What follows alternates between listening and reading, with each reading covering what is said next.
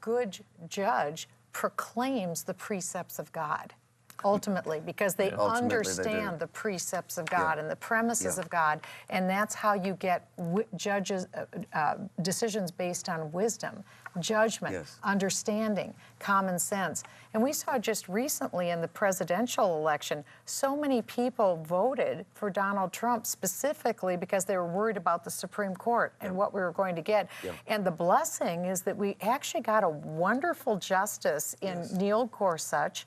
So we got a great justice. We have a lot more openings, and openings happen every day. So at the federal level, we have to have the right president for federal judges that will be reflective of God's law, but also at the state level, some judges are elected. Some judges are appointed. So now as people are coming into these primaries, you have to have the right politician, even though they come and go, because politicians may appoint a godly judge or a non-godly judge. And the one thing we've seen from politicians, they tend to appoint judges that reflect their own values, Well, absolutely, that's what they do. Non-godly. But Psalm chapter 2, verses 10 through 12, it says, "Be instructed, you judges of the earth.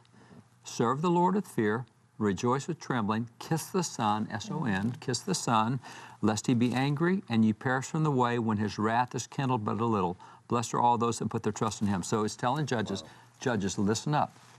Honor God, fear the Son, otherwise you're going to create wrath. And so that's a directive to judges. You also have 2 Chronicles 19, 6 and 7, where the king is talking to the judges. So remember, you judge in the Lord's place. You should be rendering the same decision the Lord himself would render in that, because he's the God of justice. Unless you don't believe in the Lord. And that's it. And see, that's a problem. And that's the other thing with, we were talking about judicial appointments.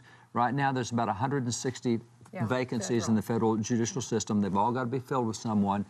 And Ezra 7:24 says to those that appoint judges, it says, appoint judges that fear the Lord.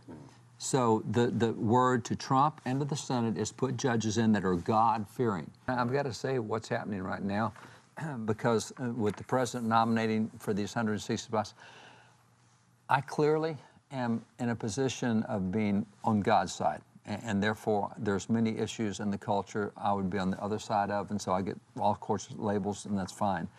But I like being on God's side. And a lot of these federal judges that have been appointed are guys that I work with in court cases who take the same position. And so it's like, I feel like I almost chose these guys. It's like me putting them in office. And, you know, of course, if I did that, you know where everybody would be on the left side of things. But we're getting really good God-fearing guys in there.